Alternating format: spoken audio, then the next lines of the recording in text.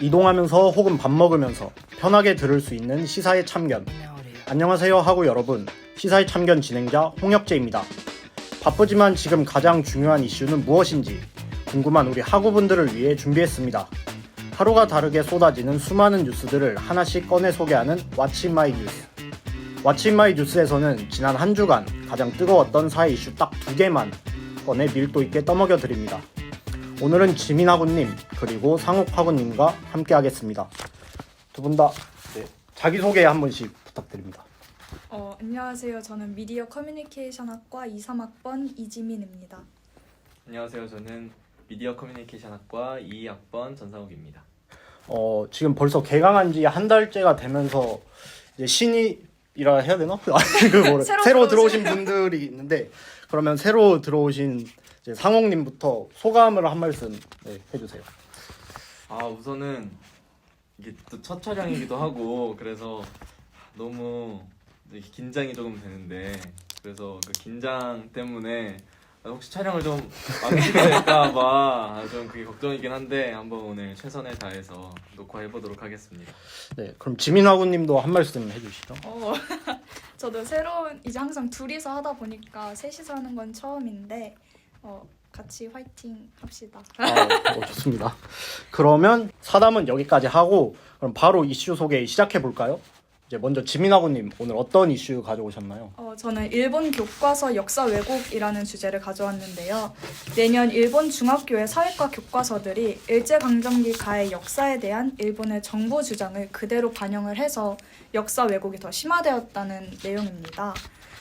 이 역사 왜곡은 2012년 아베 신조 정권 출범 이후 교과서 역사 왜곡을 지속적으로 해왔는데요. 일본은 2021년 가기에서 강제 연행, 강제 노동 등의 표현을 사용하지 않기로 결정을 했고, 그리고 지난해 일본 고등학교 교과서에 일제강점기 조선인 노동자의 강제 연행 표현을 삭제하고 동원으로 대체하였습니다. 근데 이렇게 굉장히 심하고 노골적인 건 이번이 처음이라고 하는데요. 이는 윤석열 정부가 지난해 3월 강제 동원 피해자 배상과 관련해 제3자 변제안을 발표한 이후에 한층 더 노골적으로 되었다는 분석도 나오고 있습니다. 네, 그러면 좀 왜곡했다는 내용들이 혹시 뭔지 알려주실 수 있나요? 네. 우선 가장 대표적으로 모든 사회과 교과서들이 일본의 독도 영유권을 주장했다는 건데요. 이제 2024년 검정을 통과한 일본 중학교 사회과 교과서 18종 중에서 16종이 독도를 일본 고유 영토라고 하면서 한 번도 외국 영토가 된 적이 없다라고 주장을 하고 있고, 15종은 한국의 불법 점거, 그리고 11종은 독도 문제에서 일본의 평화적 해결 노력을 적고 있었습니다. 그리고 16종에서는 일본이 1905년에 독도를 시네마현에 편입한 것이라는 주장을 담았습니다. 다음으로는 이제 강제징용, 일본군 위안부의 강제성이 없다는 역사 수정주의의 경향이 반영되는 것으로 보이는 대목이 발견되었는데요. 우선 육봉사라는 출판사의 경우 2020년 교과서 검정본에서 전쟁 말기에는 조선이나 대만에서도 징병이나 징용이 적용되어 일본의 광산이나 공장 등에서 가혹한 노동을 강제로 했다라고 했는데, 이를 일본의 광산이나 공장 등에서 가혹한 환경에서 그냥 일했던 사람들도 있었다라고 수정을 하고, 다른 거에서도 일을 시켰다 말고 일을 했다라고 표현을 하는 것도 있었고, 조선인은 법적으로 문제가 없었다라고도 하고 있더라고요. 그리고 일부 교과서에는 종군 위안부라는 표현도 삭제를 했는데, 일본의 중학 교과서에는 이 일본군 위안부가 거의 사라지는 분위기라고 합니다. 실제로 이제 조선, 중국, 필리핀 등으로부터 여성이 모였다 대신에 일본, 조선, 중국, 필리핀 등으로부터 여성이 모였다 하면서 종군 위안부 표현을 삭제했고, 다른 교과서에는 이제 2014년에 일본이 잘못 보도된 부분을 정정하고 삭제하는 부분만 서술해서 이 위안부 문제를 거짓으로 몰아가기도 했습니다. 또 정황론 부각, 그리고 이제 정황록을 부각한 교과서도 있었고, 이모군란 그리고 갑신정변을 이제 조선의 정세 불안을 이유로 간섭을 정당화하고 조선의 타율성을 강조하는 출판사도 있었습니다. 혹시 정한론이 그럼 뭔가요? 정한론? 정황론이 이제 일본이 한반도를 점령해야 된다라는 오. 주장입니다. 일단 정한론 얘기 전까지는 약간 되게 교묘하게 약간 이렇게 맞아요, 바꿨구나라는 생각을 했거든요. 혹시 상욱하고님은 좀 어떻게 생각하시나요, 이 사태에 대해? 저는 개인적으로 지금 이 이슈 자체가 좀 오래 지금 진행이 네네. 되고 맞아요. 있는 거잖아요. 그래서 항상 이런 이슈가 있을 때마다 느꼈던 거는 좀 이게 어쨌든 국민들의 역사적인 시선하고 또 연결이 과연 이게 떨어져 있는 일인가, 그게 아니라고 보거든요. 근데 그런 입장에서 생각을 해봤을 때 너무 이 일들 자체가 국민들과의 뭔가 이런 그걸 뭐라고 하죠? 국민들과의 협의? 국민들의 시선에서의 합의가 안 된 상태에서 항상 무언가 벽이 쳐져 있는 상태에서 자기들끼리만 이렇게 해결하는 것 같은 느낌으로 항상 흘러갔기 때문에 국민들 입장에서 봤을 때도 뭔가 이 일들 자체가 역사에 관련된 일이기는 한데 나하고는 뭔가 관련 없는 듯한 느낌이 느껴진단 말이죠. 그래서 뭔가 교묘하게 그런 느낌이 들면서 좀 국민들 자체도 그냥 가십거리? 하나의 그냥 뉴스거리 정도로만 인식하게 되는 경우가 없지 않아 있는 것 같다. 그래서 이 이슈가 굉장히 길게 이어지고 있는 와중에서도 뭔가 국민들의 큰 도움이나 이런 게 좀 부족할 수밖에 없는 상황이 계속 이어지고 있는 것 같다. 이런 말씀 드리고 싶습니다. 네, 그러면 우리나라의 반응은 좀 어떤가요? 우선 교육부에서는 지난 22일에 일본 정부의 역사 왜곡을 즉시 시정하라고 촉구를 했고요. 외교부의 경우에는 이런 역사적, 지리적, 국제법적으로 명백한 우리 고유의 영토인 독도에 대해서 부당한 주장이 담긴 교과서를 검정 통과시킨 데에 항의하면서 이에 대해 일본의 어떠한 주장도 수용할 수 없다라고 밝혔습니다. 네, 그럼 아까 상욱하고님 의견도 들어봤는데 그럼 이슈 발제해주신 지민하고님은 해당 사태에 대해 어떻게 생각하시나요? 아까도 말씀하셨듯이 일본의 교과서 왜곡이 이제 하루 이틀 문제가 아니잖아요. 그리고 이번에 특히 더 심하고 노골적으로 됐다고 하는데 이게 숨긴다고 숨겨지는 것도 아니라고 생각이 들고 이게 역사 왜곡이 지속되면 과연 한일 관계가 더 나아갈 수 있을까 하는 생각도 들었습니다. 네, 지민하고 이슈 조사하느라 수고 많으셨습니다. 다음은 오늘 시사회 참견에 처음으로 출연하는 상욱하구가 준비한 이슈입니다. 뭐죠? 네, 저는 미국 법무부가 애플을 상대로 연방 독점 규제법에 위반을 했다는 사실에 의해서 법원에 제소를 한 사건인데요.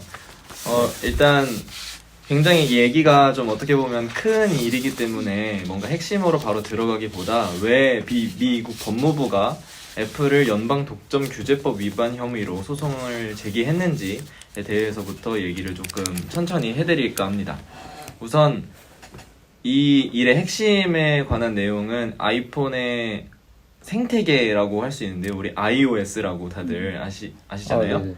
마이크로소프트 같은 경우에서는 윈도우라고 하고 구글에서는 안드로이드라고 하고 아이폰에서는 iOS라고 하는데요. 아이폰 iOS 자체가 좀 운영체계 자체가 조금 많이 폐쇄적이다라는 의견이 항상 있었어요. 여태까지 계속 이어져 왔었는데 아이폰은 즉 애플에서는 이 아이폰이나 맥북이나 맥에서 사용하는 이 iOS에 대해 이 폐쇄적인 환경 자체가 좀 보안이나 아니면 개인정보 그리고 이것 자체가 우리 회사 제품들의 즉 매력으로 이어지게 되는 것이다 라고 이야기를 하면서 항상 이 뭔가 정당화를 항상 해왔었는데요.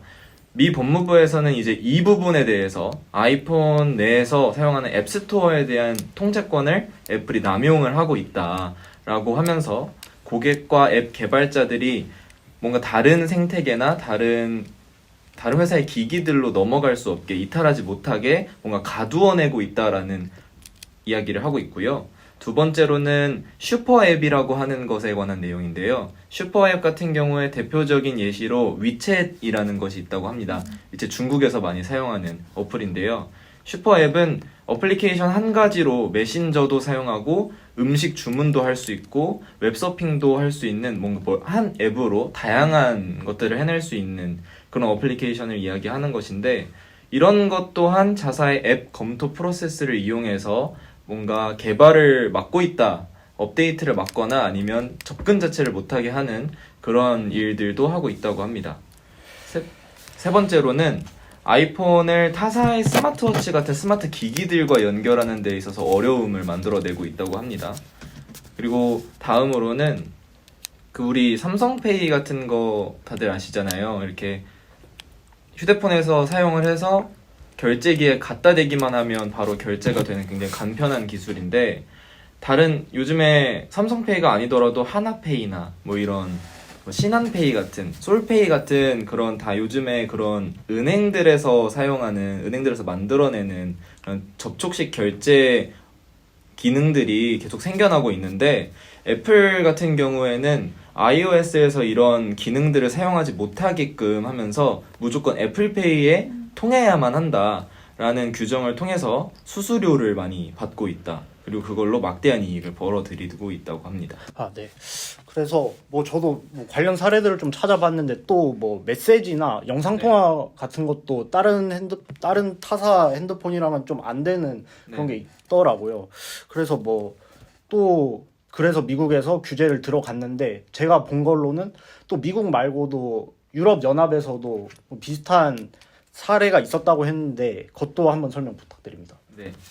우선은 현재 지금 유럽에서도 비슷한 이슈들이 발생을 하고 있는데요. EU에서는 최근에 도입된 디지털 시장법이라는 DMA에 따라서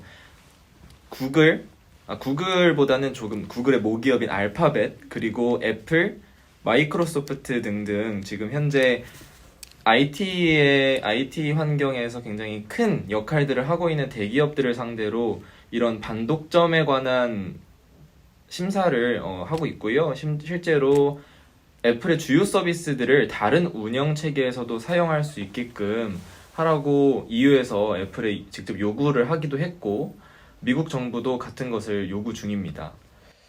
네. 그러면 혹시 애플은 어떤 입장을 지금 보이고 있나요? 애플은 일단 당연히 적극적으로 혐의에 대해서 부인을 하고 있고, 이 소송에 대해서 맞서기로 결정을 했는데요. 그러나 이 소송 자체가 정부의 측에 손을 들어주게 된다면 애플의 제품과 서비스를 전체적으로 개편을 해야 되는 상황이라고 합니다. 우선 이 이슈 자체가 예전에 있었던 아이폰의 앱스토어나 그런 애플 뮤직에 한정돼서만 이야기가 되어졌던 이슈가 아니고 애플의 생태계에 관한 문제였기 때문에 그래서 이런 결과가 나오게 되는 것인데요. 하지만 이 실질적인 효력이나 결과값이 나오기 전까지는 수년 정도가 걸린다고 예측이 되고 있어요. 그래서 아직은 당장 효과가 어떤 일들이 벌어진다라는 얘기는 아니지만, 어쨌든 이 소송의 결과가 어쨌든 나오게 되어 있기 때문에 이 이후에는 애플 제품을 사용하는 소비자들에게까지 큰 영향이 미쳐질 것이라고 판단이 되어집니다. 네, 그래서 뭐 애플도 그걸 준비 중이지만 사실 소비자들도 애플을 상대로 소송을 준비 중이라고 들었는데, 뭐 이러한 현상에 관해서 그러면 혹시 애플의 주식이나 이런 애플에 끼치는 영향은 거의 어떻게 될까요? 아까 방금도 언급드렸다시피 이번 소송에 의해서 애플이 지금 당장 타격을 받느냐에 대한 질문에 대해서는 아니라고 얘기를 할 수 있겠다고 말씀을 드렸는데요. 지금 당장의 실적에 타격을 받게 되느냐, 그것은 아니지만 결국에 이 소송이 끝나게 되는 그 시점을 기준으로 해서 직접적인 영향은 애플이 그 이후에 받게 될 것이라고 판단하고 있어요. 그리고 웨드부시 증권에서 실제로 애플이 지금의 이슈와는 관련이 없겠지만 유럽연합 등에서 비슷한 혐의로 조사를 받고 있는 것이 지금으로서의 리스크라고 판단하고 있습니다. 아직까지 이 이슈에 대해서 주식이 굉장히 요동친다거나 그런 영향은 없는 것으로 판단되고 있습니다. 네, 그러면 아까도 언급하셨다시피 유럽 연합에서 애플도 애플이지만 메타 등의 빅테크 기업한테도 이렇게 소송을 제기했고, 이렇게 현재 이렇게 문제가 되는 이유, 특히 애플 관해서 좀 왜 해당 사태가 중요한지도 설명이 가능하실까요? 우선은 방금 이제 아까 전에 말씀을 드렸던 것처럼 이번 반독점 이슈가 이전하고는 다르게 애플의 운영 체계인 iOS를 핵심적으로 지금 공격하고 있는 상황이기 때문에 굉장히 중요하다라는 말씀 드렸었는데요. 이번에 애플 생태계의 폐쇄성 자체에 대해서 이야기하고 있고 iMessage나 지금 애플에서만 사용할 수 있는 어플이 굉장히 많단 말이에요. 그래서 그런 어플리케이션의 접근이 더 넓어질 수도 있게 되는 것이고 아니면 애플 자체에서 받아들이지 않았던 다른 외부 어플리케이션들의 개방성 자체가 넓어지는 것이기 때문에 이것은 소비자들에게도 굉장히 영향을 많이 끼치게 될 거고 이 이슈 자체가 아까 소비자들도 소송을 하고 있었다라는 말씀 드렸잖아요. 그런 것처럼 애플의 소비자들하고도 연관이 없는 이슈가 아니기 때문에 이 이슈를 듣는 애플의 소비자들 입장에서도 이 이야기들은 뭔가 나에게 아예 해당되지 않는 이야기가 아니다. 나도 이런 경험이 있었다라고 와닿을 수 있는 이야기이기 때문에 이 이슈에 대해서는 많은 유저들의 시선이 쏠리게 되지 않을까 하는 입장에서 이번 애플 이슈가 굉장히 중요하다고 말씀드리고 싶습니다. 네. 그러면 이 이야기를 들은 지민아고님은 혹시 어떻게 생각하나요? 저 같은 경우에는 아이폰 쓰고 아이패드 쓰고 워치 쓰고 에어팟 쓰는 입장에서 되게 애플을 되게 많이 사용을 하는데 뭔가 독점이라고까지는 생각을 안 하고 다른 거랑 호환이 안 되니까 좀 불편하다 정도였는데 말씀해 주셨다시피 이제 소비자들도 아예 영향이 없는 건 아니잖아요. 그래서 어떻게 보면 나도 영향을 계속 받고 있었구나, 관계가 있었구나 하는 생각이 들었습니다. 네, 그러면 이슈 발제해 주신 상홍님도 한마디 해주시죠. 네, 저도 이제 말씀해 주신 것처럼 뭔가 소비자들은 항상 뭔가 이런 애플의 생태계에 있어서 뭔가 이게 폐쇄적이고 이렇다기보다는 그냥 이거 사는 김에 이것도 사면 편하고 이것도 사면 편하니까 그리고 이게 다 연동이 잘 되고 하니까 편해서 산다라는 입장이 좀 더 강했을 거라고 생각은 들어요, 개인적으로. 그런데 이번 이슈를 통해서 이게 독점을 하는 걸 수도 있겠구나, 이게 반독점 같은 것과 연결이 될 수 있는 일이구나라는 것을 좀 알 수 있게 되면서 새로운 관점을 좀 열게 되지 않았을까 이렇게 판단하고 있습니다. 네, 저희가 오늘 소개해드릴 이슈는 여기까지입니다. 학우분들께 유익한 시간이 되었길 바라며 이번 주 왓츠인마이 뉴스를 마무리하도록 하겠습니다. 다음 주에는 더욱 알찬 정보들과 함께 돌아오겠습니다. 감사합니다.